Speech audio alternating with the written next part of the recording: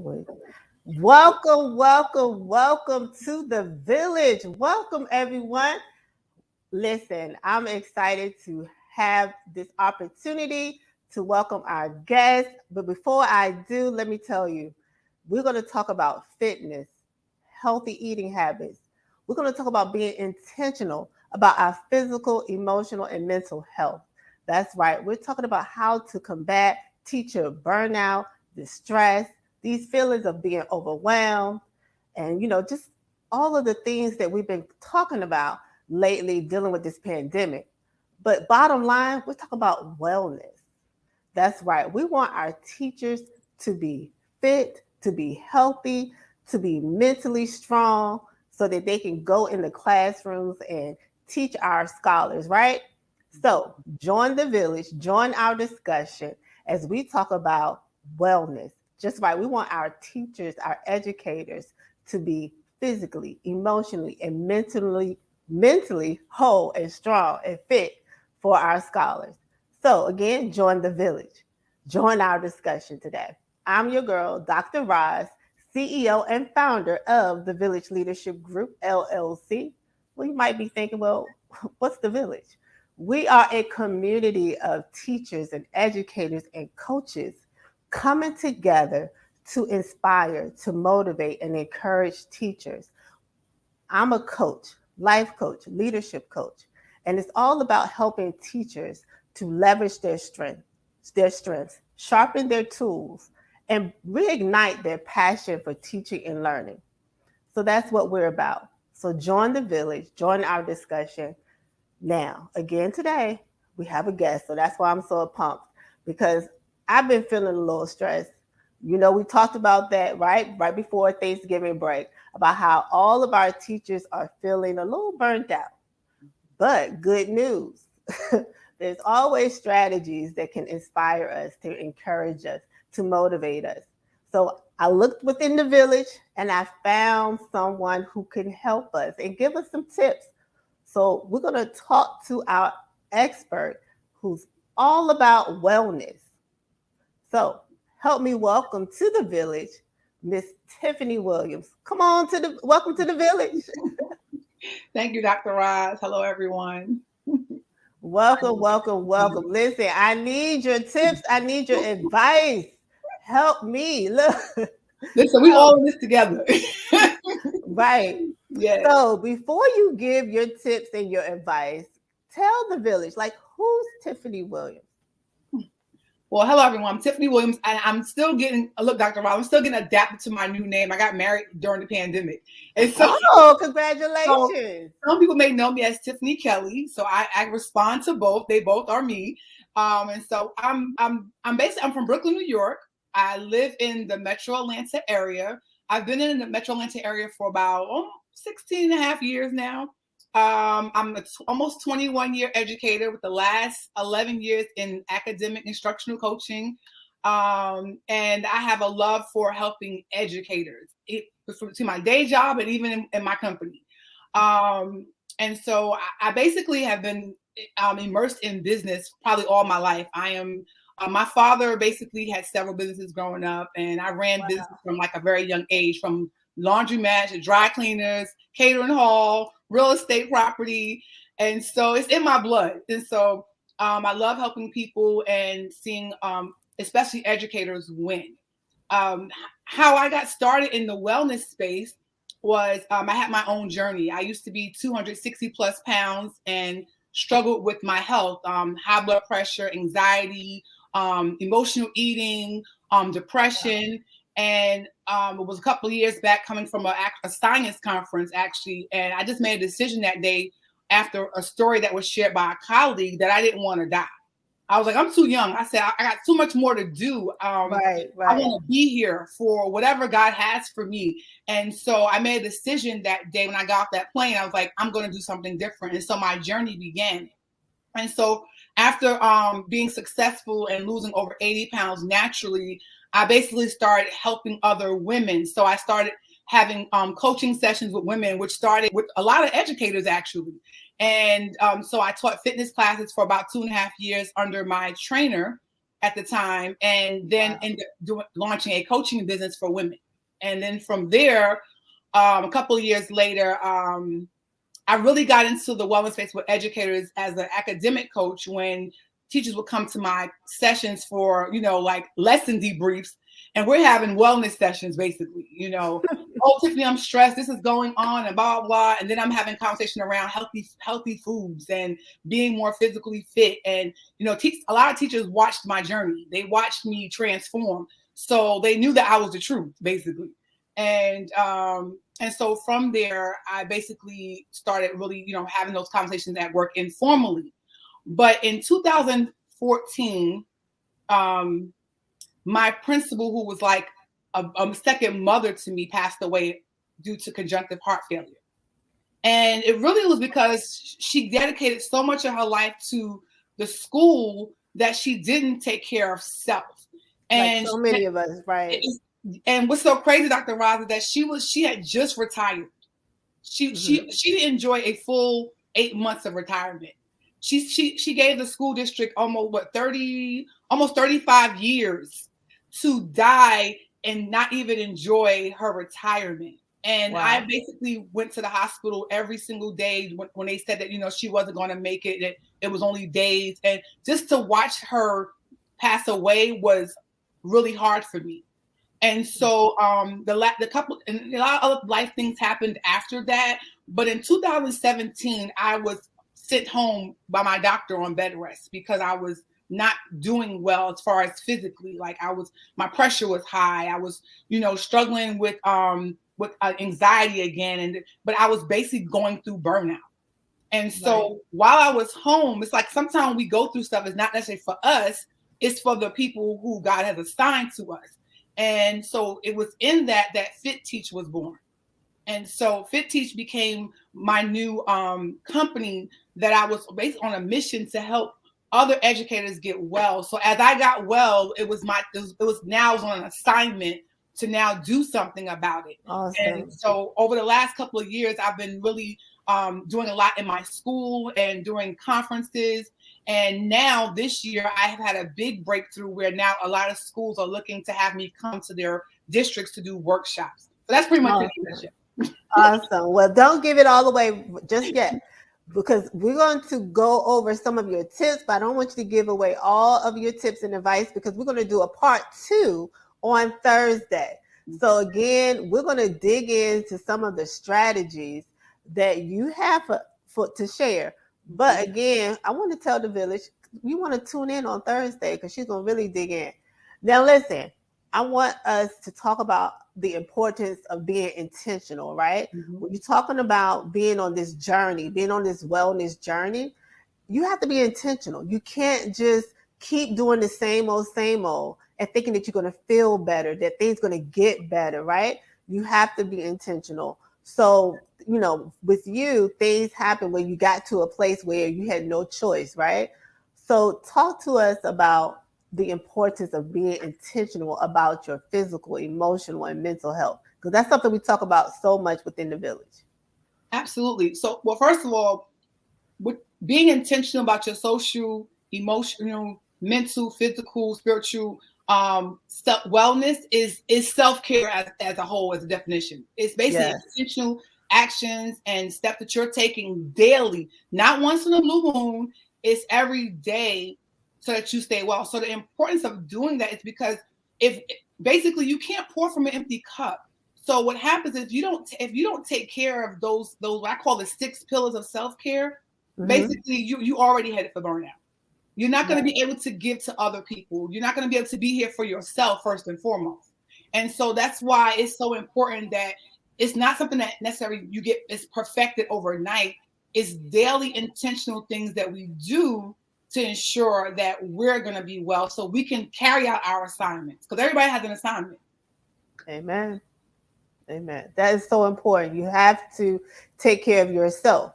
So like you said, so many teachers, we want to pour out and give our all to our work, to our jobs, even to our families, and we don't have that balance where we're taking care of ourselves, right? So that is so important. So I heard you say, the 6 pillars. So I want you to just give us a little bit of some of the things that you share with your clients when you're helping them along their journey to wellness. Well, one of the first things, like my signature workshop that I'm actually delivered at the NAPSE conference, the National Alliance of Black School Educators, phenomenal conference, and the workshop was packed. And the title of that workshop is called "Put Your Oxygen Mask On First Before You Serve Others." So I always say that you got to put your oxygen mask on first. The oxygen mask, and for what in my company and what I do, are those 6 pillars. And so the 6 pillars are physical self-care, emotional self-care, mental self-care, mental self-care, social self-care, and I added a 6th one recently, financial self-care. I know, yes. Mm-hmm. Because so important. Alone, when we don't take care of that, we messed up too. Right. All messed up on all the other pillars. And so but one of the main ones that I always touch on, like we talked about today about the fitness piece, that is our physical self-care. So, that's the one that I know we're going to discuss right now. But I will, as we go along, there are some that we're going to touch on, because what I was trying to help people understand that it's not going to be perfect. Like I shared at the conference, you want to take at least one to work on, or a few at a time. Sometimes we want to do it all. We can't do it all at one time. But it's getting one in order, and then picking some from each one to work on. Like when I help clients to create their self-care plans, and the self-care plan, the FitTeach self-care plan, is all about picking things that you can do in each one of those pillars to help you become or remain that well educator. Love it. And one of the things that you say often, talk about self-care, that is not an option, right? And you have to choose you. So that is something I love. So, kind of give us a little bit more of that. Because, we as educators, we educate children. And a lot of educators are, they have children themselves, they're mothers. In my case, I'm an auntie. And so we're used to being caretakers. We take care of little people. In my case, I work elementary. In some cases, people are, if you're 12th grade, middle school, whatever. But a lot of times we put other people before us, and we make our self-care becomes the option. Oh, I'll get to it. And we no longer can do that, because what's happening, especially since this pandemic, there are a lot of educators whose health is suffering, because even during the pandemic, their inability to separate school and personal, and they're trying to do everything with work, and they're basically overriding their own needs. We can no longer do that, because what's happening is affecting our health. And so when I say self-care is not an option, you don't have an option anymore not to take care of yourself, because you won't be here. If the pandemic hasn't taught us anything else, that our health is valuable, right, and that we could be gone in a minute, you don't have an option anymore not to choose you. You don't have an option anymore not to get up from your desk and go home. You don't have an option anymore to not say no. The answer is no. You don't have an option anymore to let something stress you out to the point that you can't get out your bed in the morning. So that means you're not serving yourself, you're not serving your kids, you're not serving your students, you can't do anything. It makes no sense. And so one of the things that I work on with clients is helping them to understand that you are important to yourself. You are needed for yourself first and foremost, and then everybody else. And a love of self, a deep self-love is so important, because when we develop that, then we understand that, guess what? I can't do this right now because I'm choosing me. I'm choosing to take care of me first. And that's where I'm at, period. I love it. There's no negotiation, Dr. Roz. And you said the word no. That's one of my favorite words that I had to learn. Me too. Because that is something that I did not know how to do. I was a people pleaser. Yes. Saying yes to everything.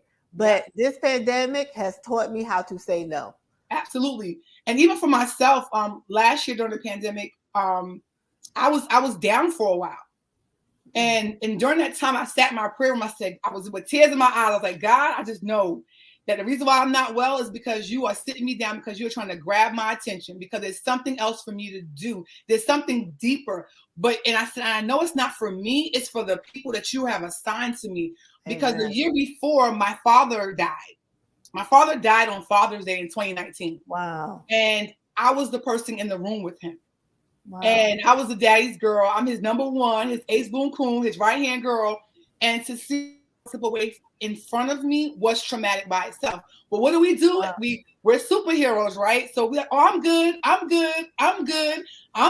And then 6 months later, I'm not good. And Right. that's exactly what happened. And then followed by that, the pandemic hit. So now I'm dealing with depression again. Now I'm back to almost burnout. I was diagnosed last year with adrenal fatigue. So when adrenal fatigue happens, that's basically, and a lot of us as educators probably have that and don't know it. It takes us, certain blood work and certain doctors to look for that. And, I ended up basically being basically on my couch for a couple of weeks, like not really being able to exercise and do things because my adrenal glands were shot. But in that time, I was able to understand that my self-care was about to go deeper than I had ever experienced before. But it was also to allow me to now have a new message for educators. Because, I was still serving Dr. Ra. I was still getting on Zoom calls, right. with as an academic coach supporting, even though I still maintained my boundaries. Because a lot of times during the pandemic, a lot of my educator friends or colleagues, they were struggling with the boundaries, separating school and home in the same place during the pandemic, teaching virtually. And so even though I wasn't feeling my best, I was still pushing to maintain separating school, home. At certain time, computer gets shut down. I get up from my laptop and I go take care of my personal stuff. Or I'm eating lunch. I'm going to go sit out on my deck. I'm not going to sit at my desk. I'm going to sit and watch a little bit of TV and enjoy my lunch and then come back to my desk. But those are things that sometimes they have to be learned because people are not used to, being able to separate or creating the boundaries.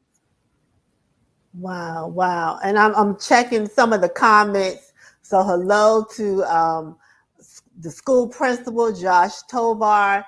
One of the folks that I look up to, always sharing great advice. Coach Williams has joined us, so thank you so much for joining us.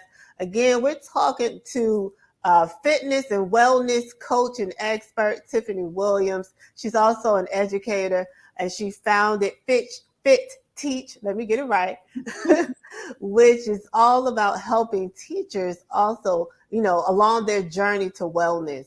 So again, this is part one, and our discussion will continue on Thursday, where we continue to learn more about what we can do to fight against teacher burnout, right? And it's not just for teachers. We have principal burnout. We have bus driver burnout, cafeteria worker burnout. Our paraeducators are burning out, so we have so many educators right now who are feeling stressed and overwhelmed. And some of them, unfortunately, are quitting. They're leaving the profession, right? Or they're just so stressed out that they can't even work because, they've gone through so much during this pandemic and they're just tired and stressed out. So we want to figure out ways and strategies to encourage one another, right? So that's why I had to look within the village, right? And find someone who can pour into us and give us some tips. I know I'm not the only one who, kind of stressed, right? So help me out. If you have some great strategies and tips, please share within the village. That's why we're the village. It takes a village. Absolutely. So we need to come together and to share. So again, let's talk a little bit, give them one or two more tips, and then we're going to save the rest for part two. All right.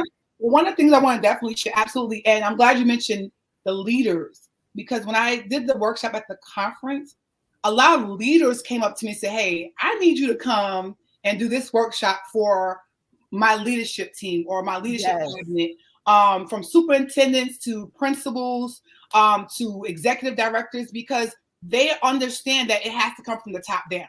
Right. Because there are things that are being put in place that are being pushed down to the teachers in the classroom, But if we do some changes on the top, it will also ease some of the stress that the teachers in the classroom are feeling.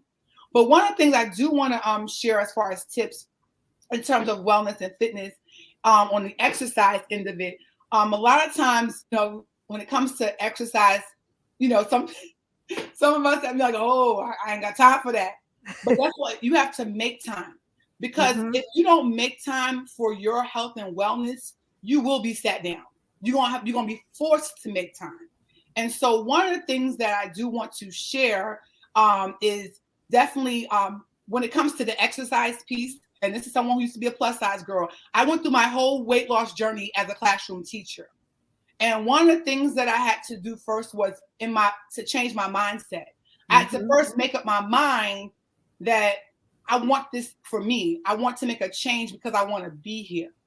The second thing I had to also do is to be realistic and create realistic goals. A lot of times we create these crazy goals like I'm gonna lose 25 pounds in a month and I'm gonna do something, and we go hard and then it's overwhelming. I see was that Principal Tover? Yes. He said he works out 5 times a week. But before we get to that point, because that's what happens with some people in the beginning, they start, I'm gonna hit the gym hard 5 days a week, and then by week number 2, they down. So you have to ease yourself into this new lifestyle. So I want to encourage anyone who's just starting to ease your way into the lifestyle. When I first started, I started going to the gym to just get on the treadmill and start walking. I started 3 times a week.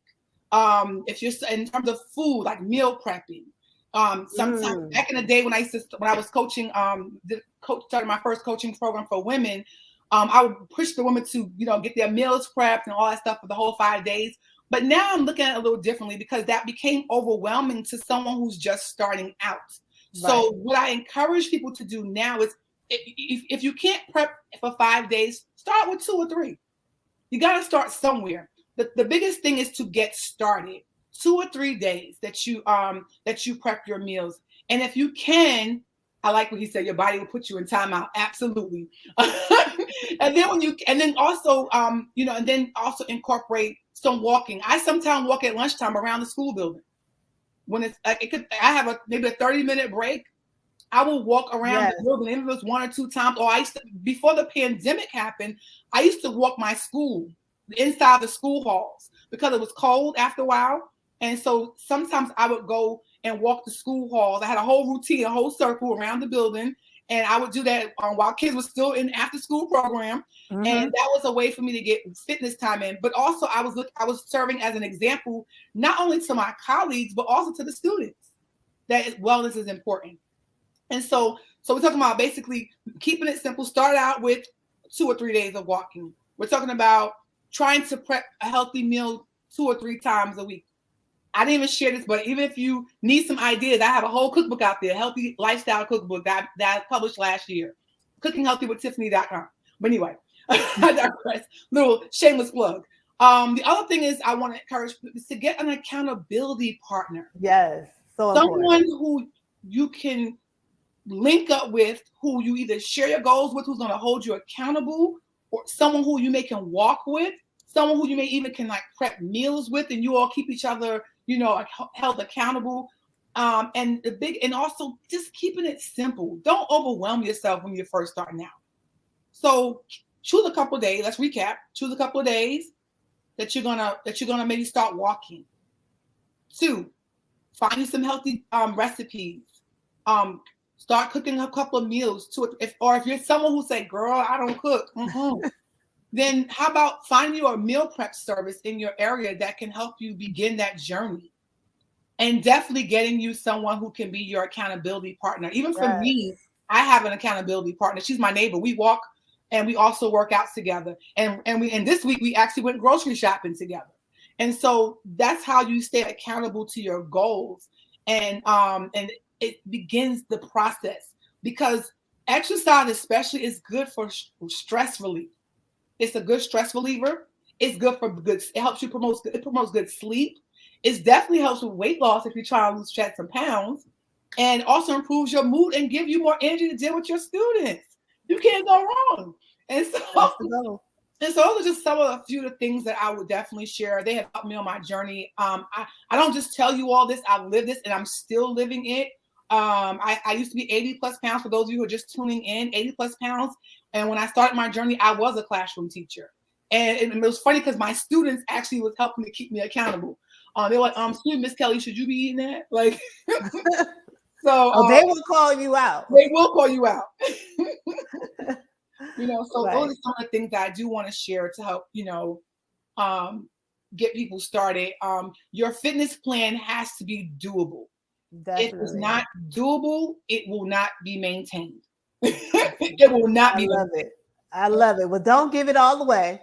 Again, part 2 is this Thursday. So you guys have to tune in again while we continue our discussion with our FitTeach expert, Tiffany Williams. Again, thank you for joining the village so much. Thank you so much. Thank you, everyone.